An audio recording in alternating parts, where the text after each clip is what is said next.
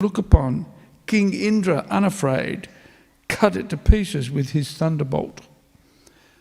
Simultaneously, he cut off one of Vritrasura's arms, which was as thick as the body of Vasuki, the king of the serpents. Ooh, that looked pretty good, wouldn't it? Arms chopped off, blood pouring out. Ooh, exciting.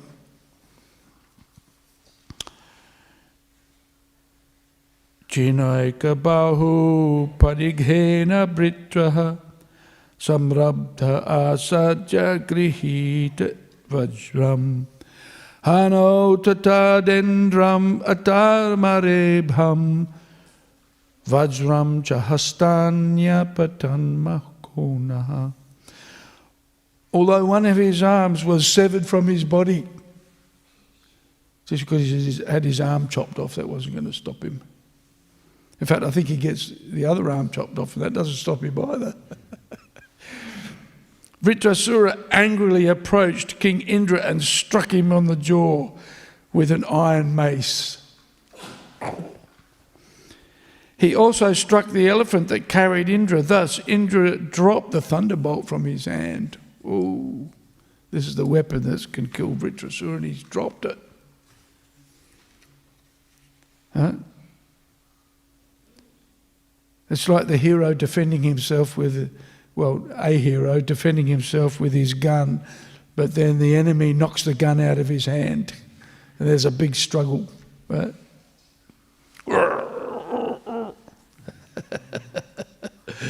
This is all exciting. Exciting for boys. Boys like this kind of stuff, you know. Vritrasya karmati mahadbhutam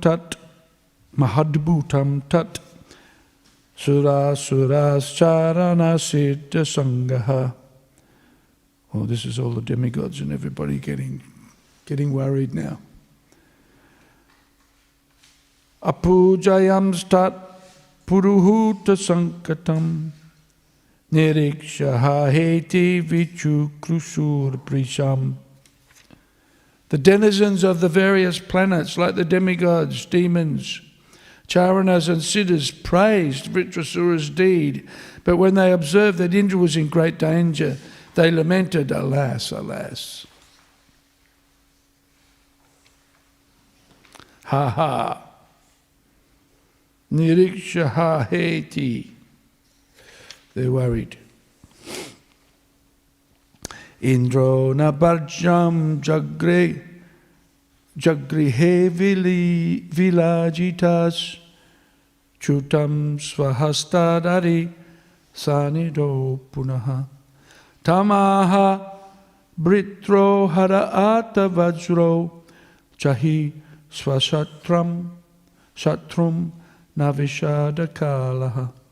Having dropped the thunderbolt from his hand in the presence of his enemy, Indra was practically defeated and was very much ashamed. He dared not pick up his weapon again. Vritrasura, however, encouraged him, saying, "Take up your thunderbolt and kill your enemy. This is not the time to lament your fate." You wouldn't see that in a modern day fight. It'd be, sink the boots in, right? While he's down, kick him. Not just once, but a dozen times. Send him to ICU. But see what a hero. This shows what a hero Vritrasura was. Right. Yuyutsatam kutrachedatatayinam jaya sadaikatra navai paratmanam vinaikam utpatti layastitishvaram sarvagyamadhyam purusham sanatanam. Vritrasura continued, "O Indra, no one is guaranteed of being always victorious. But the original enjoyer, the Supreme Personality of Godhead, Bhagavan. Right. One person who's always victorious. He is the cause of creation.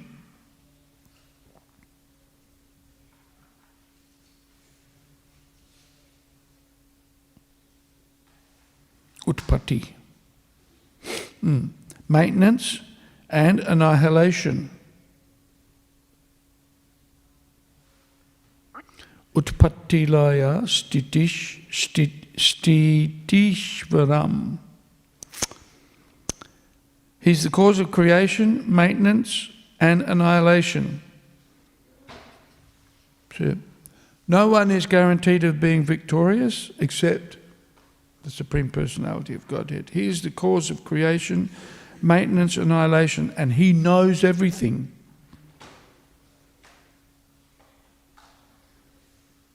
Sarvagyam. Sarvagyam. Being dependent and being obliged to accept material bodies, belligerent subordinates are sometimes victorious and sometimes defeated.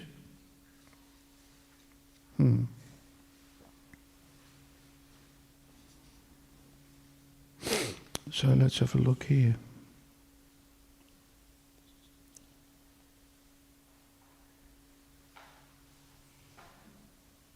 And not mentioned here in the translation, but Adyam Purusham Sanatanam. The original enjoyer, the original eternal enjoyer.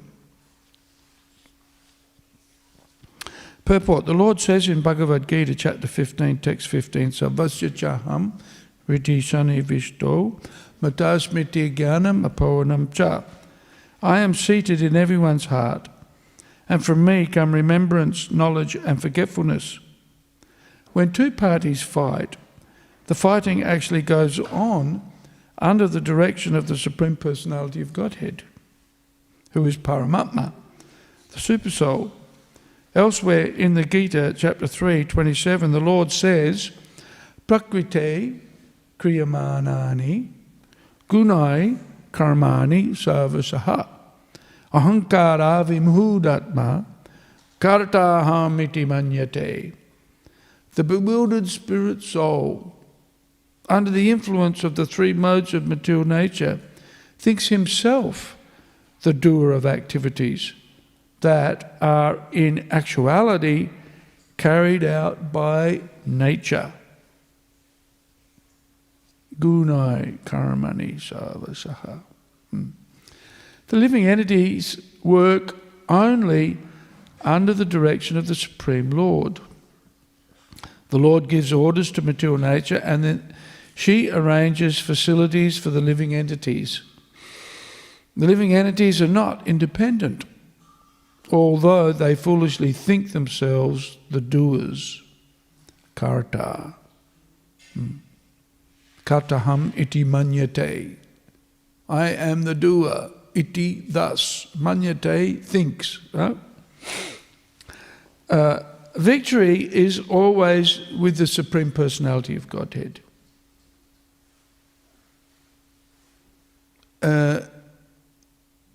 Jaya. Jaya is a name of Lord Vishnu, isn't it? Jaya, the victorious. Jaya. As for the subordinate living entities, they fight under the arrangement of the Supreme Personality of Godhead. Victory or defeat is not actually theirs. It is an arrangement by the Lord through the agency of material nature. Pride in victory or moroseness in defeat is useless. One should fully depend on the Supreme Personality of Godhead. who is responsible for the victory and defeat of all living entities.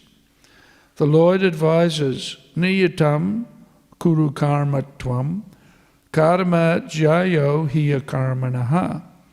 Perform your prescribed duty, for action is better than inaction. The living entity is ordered to act according to his position. Victory or defeat depends on the Supreme Lord. Karmanyevadhikaraste ma phaleshu kadachana. You have a right to perform your prescribed duty, but you are not entitled to the fruits of actions. One must act sincerely according to his position. Victory or defeat depends on the Lord. Vritrasura encouraged Indra, saying, don't be morose because of my victory. There is no need to stop fighting. Instead, you should go on with your duty. When Krishna desires, you will certainly be victorious. This verse is very instructive for sincere workers in the Krishna consciousness movement. We should not be jubilant in victory or morose in defeat. We should make a sincere effort to implement the will of Krishna or Sri Chaitanya Mahaprabhu, and we should not be concerned with victory and defeat. Our only duty is to work sincerely so that our activities may be recognized by Krishna. Om Jnana Timirandasya Gyananjana Salakaya Chakshurun Militam Jena Tasmaye Sri Gurave Namaha Sri Chaitanya Manobishtam Stapitam Jena Bhutale Swayam Rupa Kada Mahayam Dadati Svapadantikam Mukam Karoti Vachalam Bhangum Langayate Garim Yat Kripa Tamaham Bande Sri Gurum Dinataranam. So we're not the doers.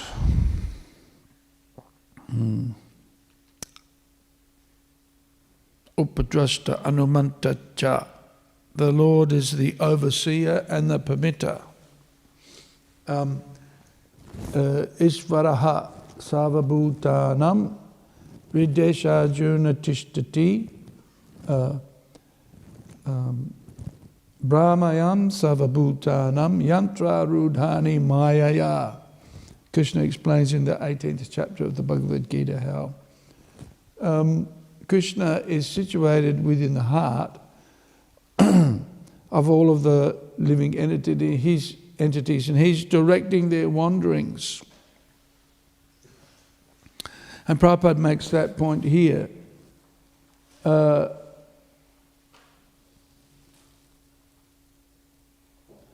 living entities work only under the directions of the Supreme Lord. The Lord gives orders to material nature, and she arranges facilities for the living entities. The living entities are not independent, although they foolishly think themselves the doers, karta, right? Which is hard to reconcile because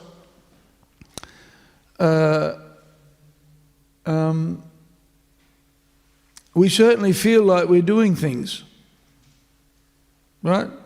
The body is acting. And we have multiple, or at least a few, conceptions or ideas, ideas of self, right? You know, if I come up and punch you on the nose, you're going to say, you hit me, right? And I can say, oh no, but you're not the body. This is Krishna directing, this is the material energy at work. Ultimately, under the direction of Krishna. Not my fault. Right? But we know that that's not true. That, if you go and punch somebody, there's a reaction for that. And a punishment, right? A punishment. Unless, of course, it's justified. Self-defense, whatever. Right? And Krishna mentions in the Bhagavad Gita, action and inaction, difficult subject matters to reconcile, to understand. So, we have this notion, I'm not the body, but at the same time, the body is also the self. Huh? What do we have? Kamana manasa gira, so many levels of activity. And here it's mentioned that ultimately,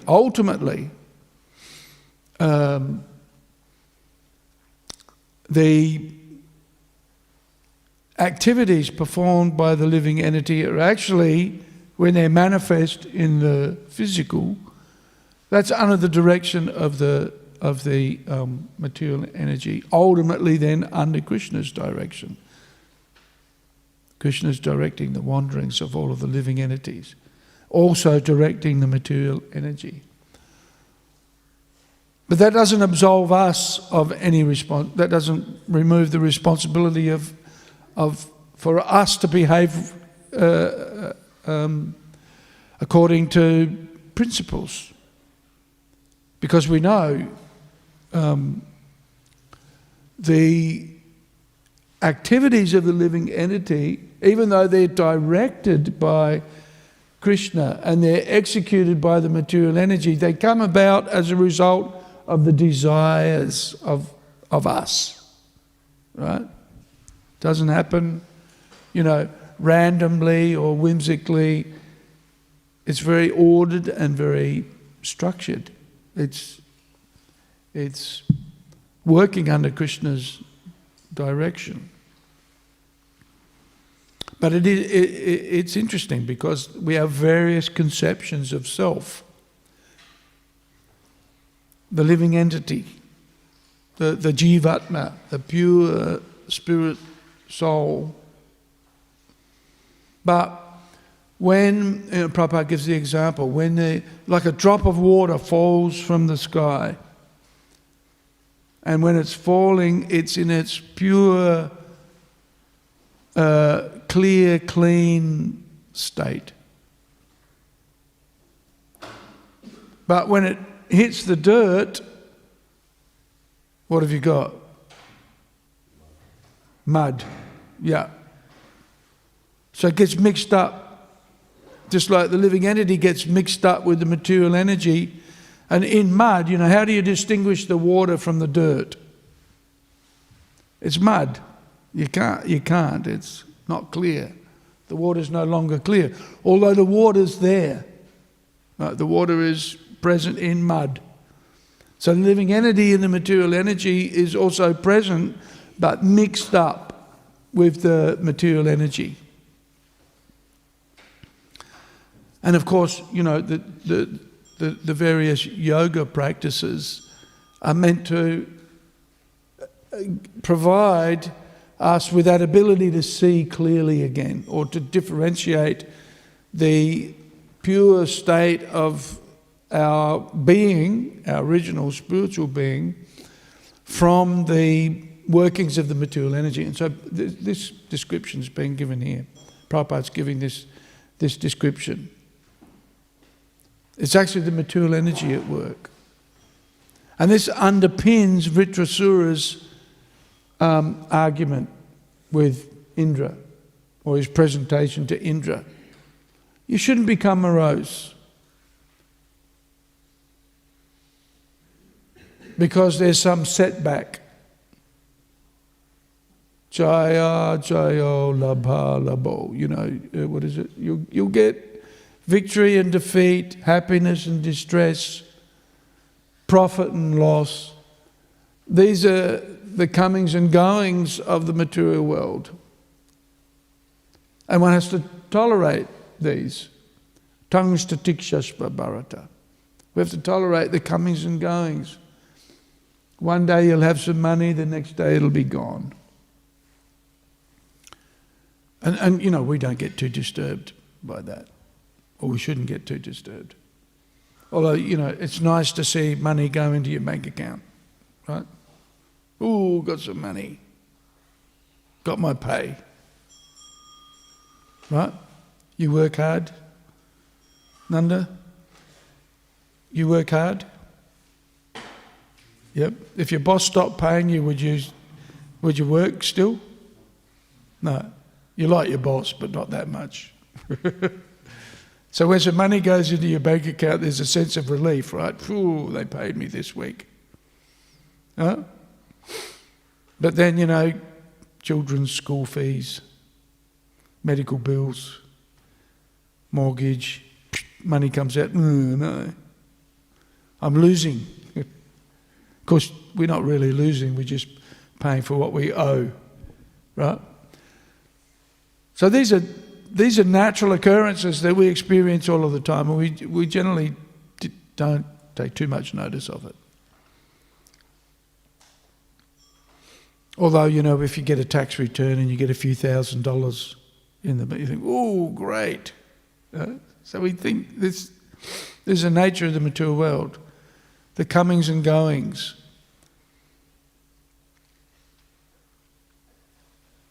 You know, every morning I look at the scores. One of the first things I do when I open up my computer, right? First ritual is to have a look and see what the Sankirtan results are. Right? Oh, look, Crossways did 3,000. Joy! Right?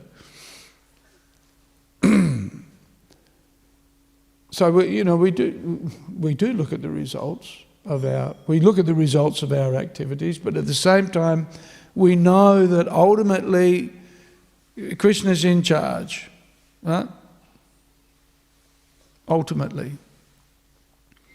And you see this, you know, in the development of the consciousness of the living entity. It's mentioned. What is it? The first state of consciousness, anamaya. Right? And this we see in children, in babies, really. Right? I eat, therefore I am. Right? And a baby, when it's born, if it's crying, basically, you know, the first thing you do is try and feed it, and that'll shut it up. We'll keep it quiet, should I say. So anamaya. And then after anamaya is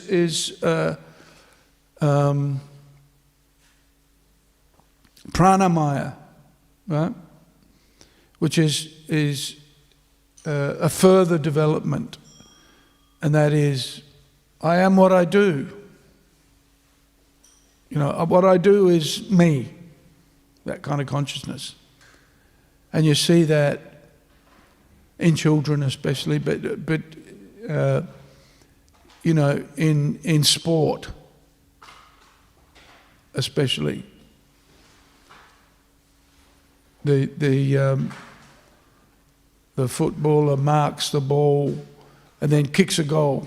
Well, kicks a goal, then it's high five everybody, you know, slapping each other and jumping up and down. I'm the doer, I'm the doer, I'm the doer, right? So this is a good example of kartaham iti manyate. And then more developed is mano maya, I guess, yeah, operating on the mental platform.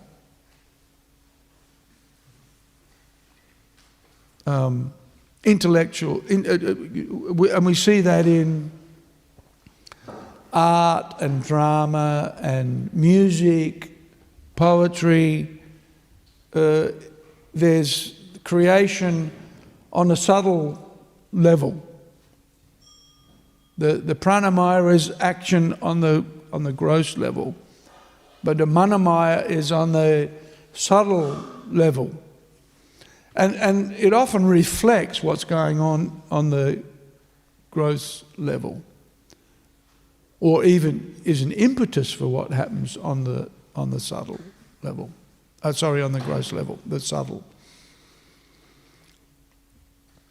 But then above that is the Jnanamaya, where one starts to cultivate knowledge. But not just knowledge of material things, of the activities of the material realm. And that's where this instruction here comes in, Jnanamaya, real knowledge. And then above that is, what's above that?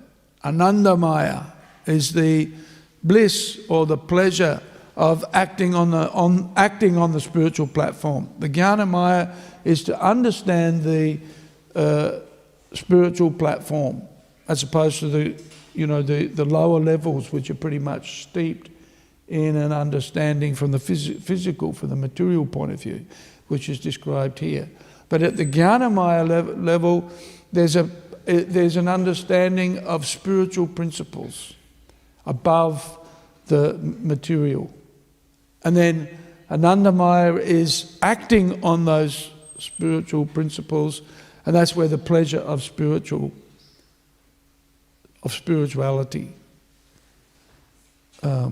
is experienced.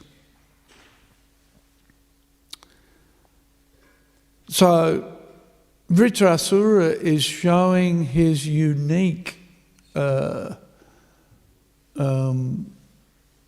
character, or is an example of the uniqueness of a devotee, in that even though he's a demon and he's fighting with Indra, he still understands the basic spiritual principles of what's happening.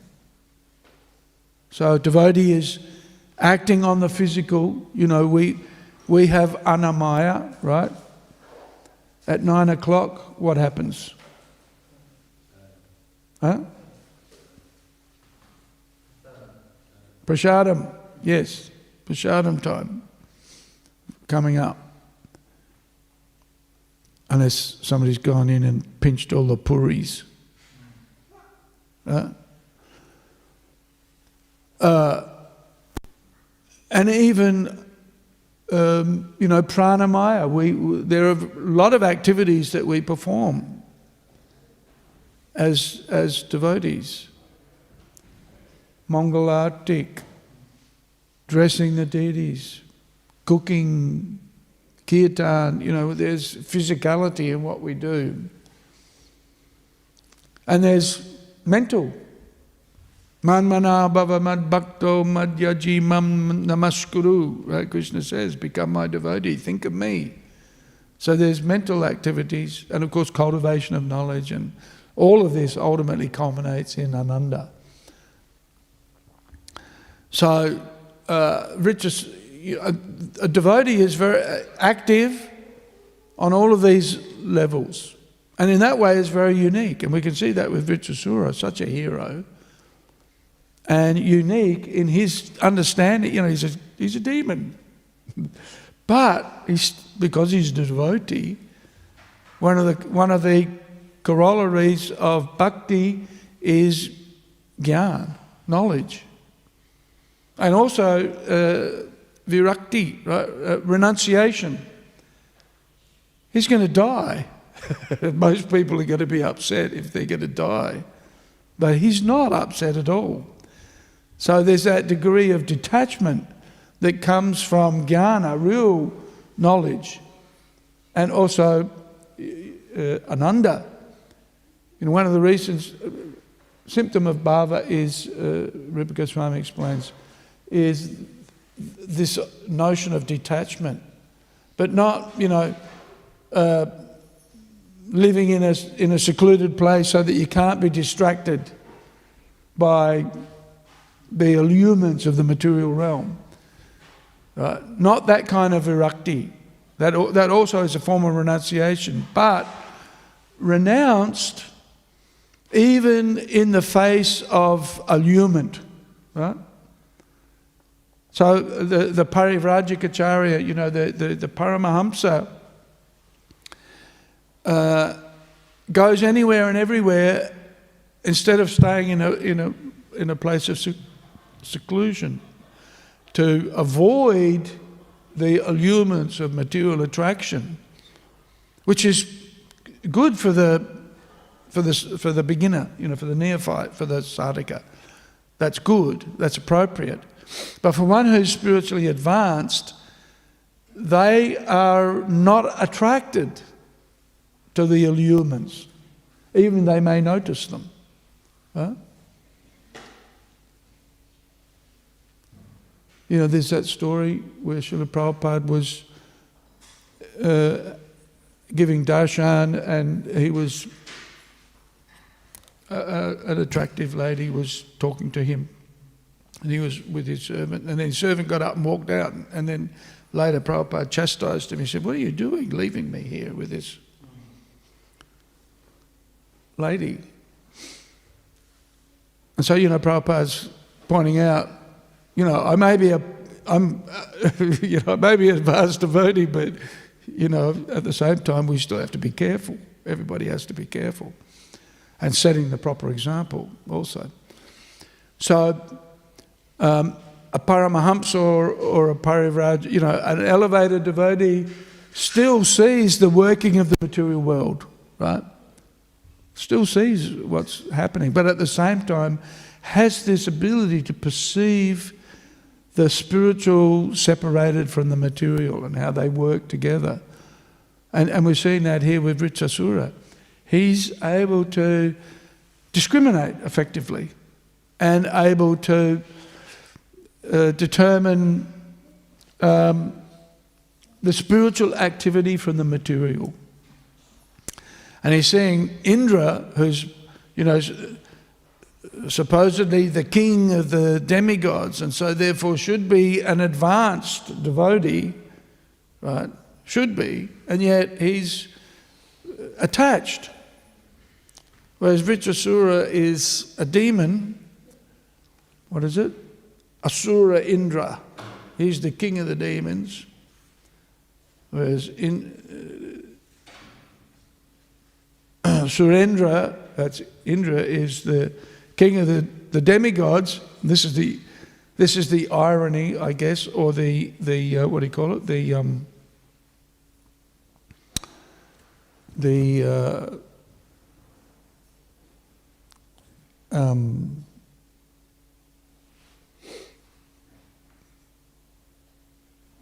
What's the word? The tension in the relationship between Indra and Vritrasura. The conflict that creates the tension, the dynamic, which makes this pastime, it surcharges this pastime. The challenge. Indra's the king of the demigods, but behaving like he doesn't know what he's doing. And Vritrasura, who's the king of the demons, or the hero of the demons, is challenging him and preaching to him, actually. Everybody faces setbacks except the Supreme Personality of Godhead, who ultimately is the creator, maintainer and destroyer of everything, and who's the Sarvagya, right? He knows everything, and who's directing the wanderings of everyone.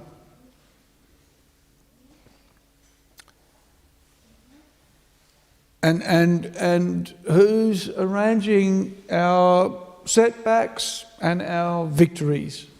This is all happening under Krishna's direction. So interesting at the end, Prabhupada says, here's what we as members of the Hare Krishna movement should learn from this. Right? Challenges will be there, keep on going. Victory will be there, keep on going. Right? Be detached.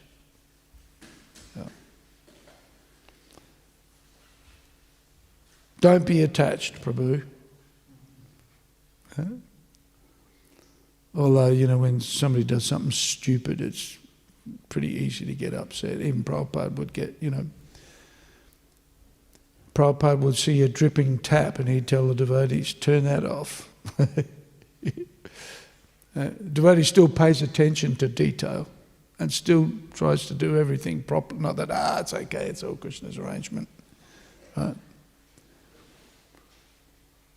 Not my responsibility, Krishna's in charge. It's all happening according to his desire. That doesn't mean we should be stupid.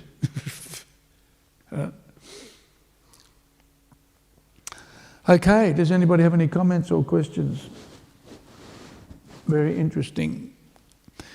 Vritrasura is a great pastime. Humorous also.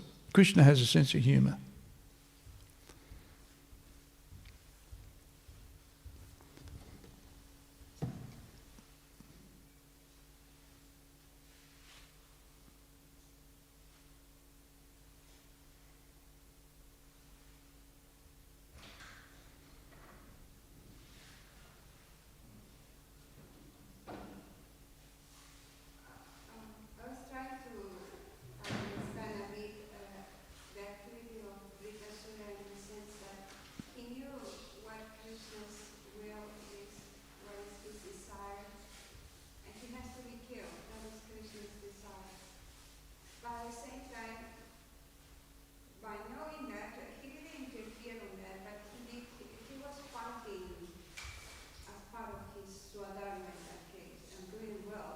And being, as you said, taking the responsibility, we have to do it, knowing that Krishna is in control, but I do my part as much as possible, the best possible. But I was trying to understand, but we know what is Krishna's desire, so why not facilitating that easier, faster? Like, for example, when Narada Muni, he knew that Krishna will get bent, Krishna will come, and he was trying to facilitate that quickly when Kamsa was killing all his sons, the devotees' sons. So trying to move faster. But in this case of Vritrasura, it's doing my work with detachment. It doesn't have to be faster that Krishna's will be accomplished. I have to measure that part, because when it has to be facilitating Krishna's will, but at the same time I have to be responsible, giving time. My action should be.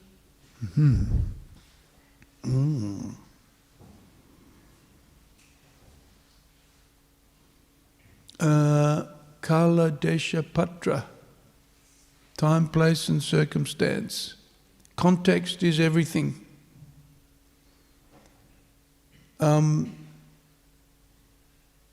But even Vritrasura was saying, come on, keep fighting. He knew it was Krishna's will, so it's the same as Narada Muni, knowing that Krishna was to appear. He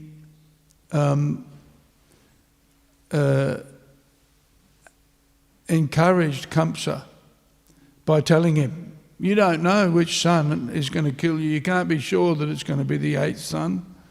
So just in case it's one of the others, you need to be careful. And so but this is very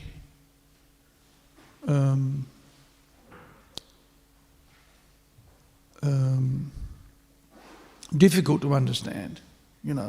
Why would a devotee encourage the suffering of others, apparent suffering, right? And I think this is, what it illustrates is that devotees like Vritrasura, even Narada Muni, they understand the context in which they're acting.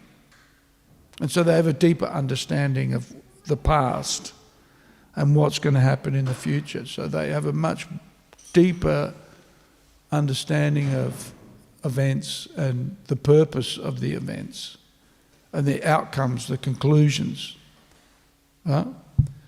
So Vritrasura knows that he's not the body, he's not going to die, and that in fact he gets reinstated back into his position as a devotee at the end of this life. So there's a deeper understanding of context that may not be immediately obvious to the casual observer, and that's really what motivates a devotee. It's not the same as the motivations of those looking purely for some material benefit or gain. The devotees will perform activities that appear to put them in jeopardy. They'll make decisions and perform activities that appear to be just creating trouble for themselves. Right? So in the Chaitanya Charitamrita it's mentioned, it's very difficult to understand the mind of a Vaishnava. Because we can't always immediately understand their motive.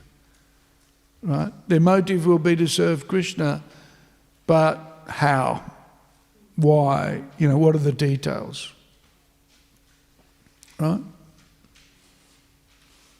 that way, we understand that the fighting itself is his service for pleasing Krishna, like Krishna. Yes. Yeah, Bhishma's fighting Krishna, and that's devotional service. It's like, what? What is that?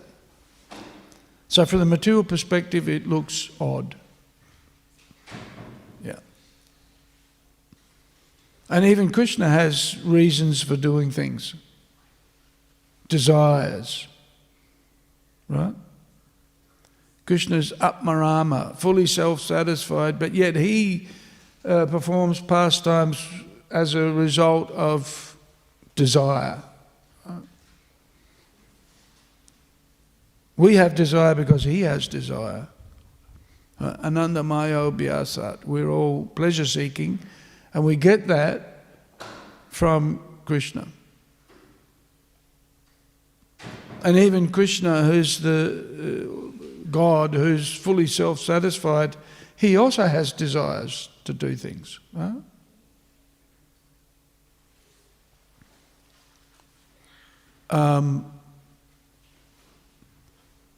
In Ram Leela,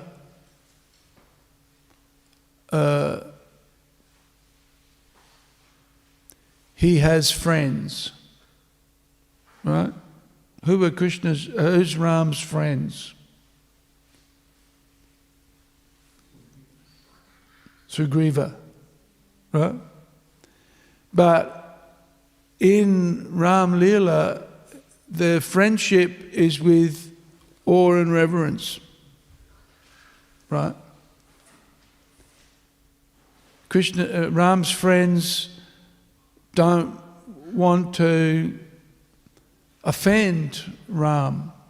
Even they're worried about their feet touching him, because it might be an offence, right? But Ram, as a consequence, developed the desire, why can't I have friends who are more friendly? And so in Krishna Leela, Sugriva and I can't remember who the other one was, they wouldn't think of stealing things from Ram, right? But in Krishna Leela, Krishna's cowherd boys will touch him with their feet, steal his prasadam, they'll play like very close, intimate friends. So even Krishna has desires. Huh? Lord Nrsingadev Lord Nrsingadev was wondering, what is Prahlad feeling when he's sitting on my lap, right? Like I'm his parent, what is he feeling? Nrsingadev, right? And Nrsingadev's thinking, I can't experience that because my parent was a pillar. I came out of a pillar. So then in Ram Leela he has parents and he feels that protection from his parents, right? So in different Leelas we see, as a consequence of the Leela, then Krishna also comes with a desire, right? And so similarly in Krishna Leela, Krishna is wondering, what is it that Radharani sees in me? What does she experience? What is her experience of me? What is that love? And so that is the impetus for him to come as Lord Chaitanya. So we see desire and purpose in us, the living entities, and that's because that desire and purpose exists also within God. And we are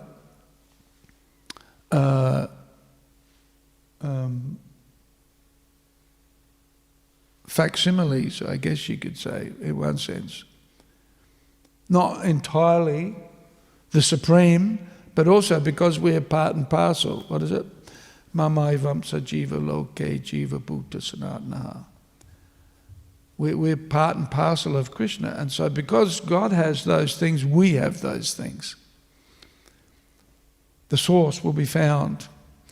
So the devotees act in awareness of these purposes, of God's purpose, right? And that's why they do things sometimes that are puzzling. And Vritrasura knows, it's already amazing that Dadichi gave up, on the request of the demigods, he gave up his body. So the demigods could create a weapon out of his bones to kill Vritrasura. That's just like far out. Right? Who would do such a thing? But see, that's a sacrifice. And Dadichi knew that he would get his future birth would be highly elevated as a result of that sacrifice. Right?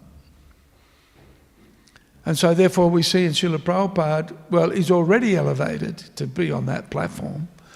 We see the sacrifice of Srila Prabhupada, many years, decades really, of sacrifice, of service, and with no result, practically speaking, just always setback. Very little progress. But then we see after 20 years of effort, pretty much 20 years you could say, 1968, the Hare Krishna movement just exploded. Right? And all around the world, bring, boop, boop.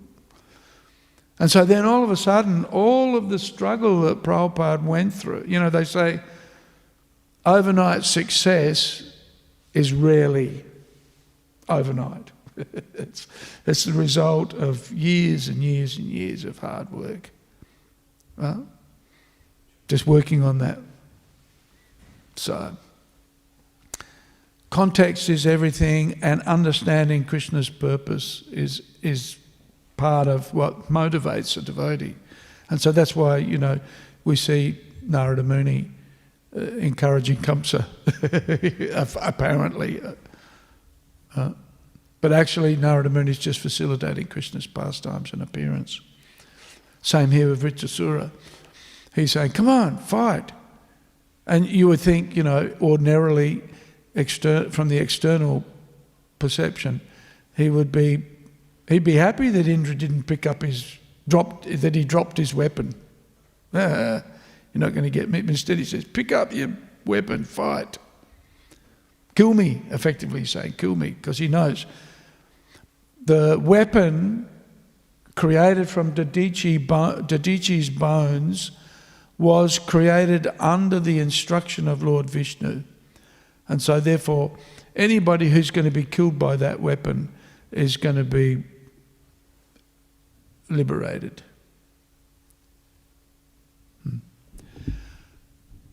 Yep. Another question is, in the previous verse, one of the verses that you read, Vritrasura said that the Supreme Personality of God is always victorious. Always being? Victorious. Yes. And in this one too, yes. Yeah. And only the living entities will experience defeat or victory. But the Lord is always victorious. Yeah. Can we understand that sentence also applicable, for example, as you said, Prabhupada's interior success was? Is it personal time? Or personal experience? At the moment, yes, but in 10,000 years, not. If you know what Krishna's plan is. Yep, you'll be victorious, but also, and we see that, Krishna winding up his pastimes and the destruction of the Yadu dynasty, the battle of Kurukshetra, the destruction of all of the demoniac. Sometimes hard to work out what's going on, and what appears to be a setback. Like Maharaj Parikshit, cursed to die. Right? You think, what is going on here? Why? But if you see it in the context of the bigger picture, yes, Krishna is always victorious, and the devotees are always victorious, but not by the same measure as a materialistic person will measure victory and defeat, right? Not by the same measure. Okay, it's 9 o'clock, 2 minutes past. Kantaraj Śrīmad Bhāgavatam ki jai. Srila Prabhupada ki jai. Gaura Bhaktivedanta.